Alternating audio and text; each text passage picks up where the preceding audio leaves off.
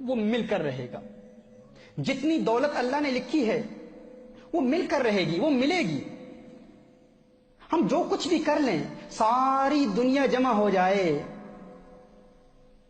ہماری کل دولت سے وہ جو اللہ نے لکھی ہے اس میں سے ایک پینی، ایک پاؤنڈ، ایک یورو، ایک درہم، ایک دینار، ایک روپیہ بھی نہیں نکال سکتے. جو لکھا ہے مل کر رہے گا. اور اگر ساری دنیا ہماری ساتھی بن جائے، ہماری معاون بن جائے، سارے مالدار لوگ ہماری مدد کرنا شروع کر دیں، تو جو اللہ نے لکھا ہے اس میں ایک پینی کا اضافہ نہیں کر سکتے. یہ قانون ہے. اگر مسلمان ہیں تو اس پر ہمارا عقیدہ ہونا چاہیے کہ جو کچھ اللہ نے لکھا ہے وہ مل کر رہے گا. اگر آپ آج غریب ہیں تو مت سمجھیے کہ آپ اس لیے غریب ہیں کیونکہ آپ زندگی میں کوئی ایسا بڑا کام نہیں کر پائے، اپنا اہل تھے اس لیے غریب ہیں. نہ، آپ غریب ہیں کیونکہ جتنا آپ کے لیے اللہ نے لکھا ہے وہی ملنا تھا.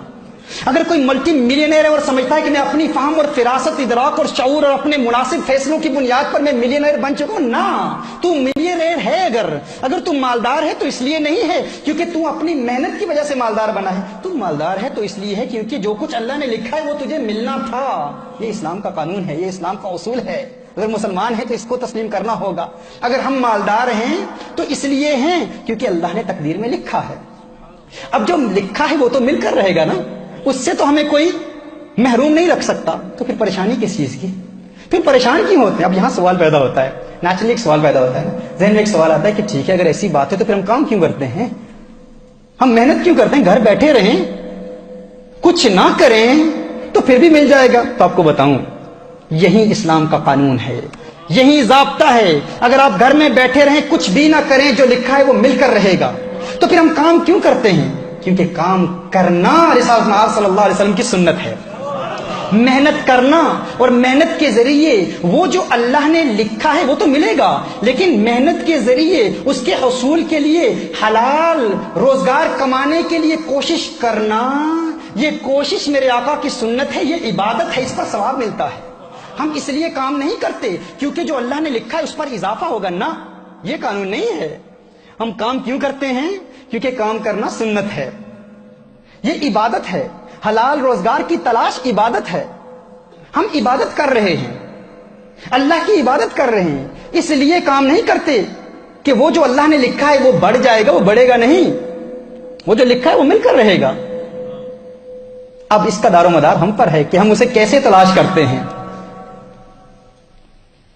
حلال ذریعوں سے تلاش کرتے ہیں یا حرام کے ذریعے تلاش کرتے ہیں؟ وہ تو ملے گا، الٹیمیٹلی وہ ملے گا جو اللہ نے لکھا ہے ہمارے لیے. تو جو ملے گا اس کے لیے پھر ہم گناہ کیوں کریں؟ اس کے حصول کے لیے حرام کاروبار میں کیوں ملوث ہوں؟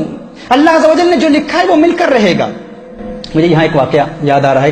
آج سے 4-5 سال قبل تقریباً ہمارے نیوٹن روڈ مرکز میں، ہمارے پرانے مرکز میں ایک صاحب میرے پاس آئے، ہماری محفل میں آئے. وہ کہتے ہیں کہ تنگ دستی ہے، بڑی پریشانیاں ہیں، میں چاہتا ہوں کوئی کاروبار مل جائے، روزگار کے لیے دعا کیجیے. کچھ محافل میں آنا جانا رہا، اللہ عز و جل نے کرم کیا، انہیں کام مل گیا. میں نے ان سے میں نے پوچھا، میں نے سوال کیا کہ کیسا ہے روزگار، کیسے چل رہا ہے؟ تو انہوں نے کہا اللہ کے کرم سے، الحمدللہ، محافل کی برکت سے کام مل گیا ہے اور اچھا کام چل رہا ہے، الحمدللہ، محفلوں میں آتا ہوں، اس کی برکت سے سب کچھ ہو رہا ہے. تو میں نے ان سے کہا کہ بتائیں تو عبادات کا سلسلہ کیسے ہے؟ کہا نہیں، ایک مسئلہ ہے، وہاں پر جو میرا امپلائر ہے وہ مجھے نماز نہیں پڑھنے دیتا، عبادت نہیں کرنے دیتا. میں نے کہا اچھا، عبادت نہیں کرنے دیتا تو آپ کو تو کام چھوڑنا چاہیے. پھر نے کہا نہیں، ارے اتنی محفلوں میں آ کر، اتنی مدت کے بعد، اتنی کوشش کے بعد، اتنی جد و جہد کے بعد، اتنی دعاؤں کے بعد آج کام ملا ہے اور آپ کہتے ہیں کہ نماز کے لیے کام چھوڑ دوں. میں نے کہا آپ کام کیوں کرتے ہیں؟ کہتے ہیں اس لیے کرتا ہوں تاکہ روزگار ملے، تاکہ دولت ملے، تاکہ اپنے گھر کے اخراجات چلا سکوں، گھر چلا سکوں. میں نے کہا نہ، کام کرنے کا مقصد یہ نہیں ہے، وہ تو ملنا ہی ہے. ہم کام فقط اس لیے کرتے ہیں کیونکہ کام کرنا سنت ہے. وہ جو اللہ نے لکھا ہے وہ تو مل کر رہے گا. اور قانون کیا ہے؟ اصول یہ ہے کہ اگر کوئی سنت آپ کو فرض سے محروم کر دے تو آپ اس سنت کو چھوڑ دیں، فرض پر عمل کریں. اب کام کرنا سنت ہے، نماز پڑھنا فرض ہے. دیکھیے، آپ مثال کے طور پر عصر کی نماز شروع ہوتی ہے 5 to 3 سمجھ لیں مثال کے طور پر، اور آپ نے ظہر کی نماز ادا نہیں کی، 2:55 हो गए, आपने जोर की नमाज अदा नहीं की। अब नफल पढ़ना तो सुन्नत है, अब उस वक्त अगर आप नफल पढ़ना शुरू कर दें, नफल इबादत शुरू कर दें, आपने फर्ज अदा नहीं किए, तो वो नफल इबादत उस वक्त करना गुनाह है, क्योंकि वो सुन्नत आपको फर्ज से महरूम कर रही है। लिहाजा सुन्नत को छोड़ें, फर्ज पर अमल करें। मैंने उसे कहा कि आप काम इसलिए कर रहे हैं क्योंकि काम करना सुन्नत है, और अल्टीमेटली जो लिखा है वो तो मिलकर रहेगा, लेकिन ये काम आपको फर्ज से महरूम कर रहा है, तो आप काम को छोड़ें, फर्ज अदा करें। उस अल्लाह के बंदे ने इस पर अमल किया। दुआ कीजिए अल्लाह अज़्ज़ व जल मुझे भी उसका यकीन दे दे जितना यकीन अल्लाह अज़्ज़ व जल ने उसे दिया था। उसने इस पर अमल किया। कुछ अरसे के बाद मुझे मिला, मैंने कहा क्या किया, काम का क्या हुआ? कहा छोड़ दिया। मैंने कहा रोजगार कैसे चल रहा है? कहा अल्लाह के करम से एक टैक्सी बेस का खुद मालिक हूं, अभी खुद मालिक हूं। ये यकीन ये हमारे अंदर अगर पैदा होगा कि अल्लाह ने जो लिखा है मिलकर रहेगा, तो फिर कोई गम नहीं, परेशानी है ही नहीं। बड़े से बड़ा नुकसान हो जाए परवाह नहीं भाई क्यों परेशान हो रहे हो? जो अल्लाह ने लिखा है वो मिलकर रहेगा।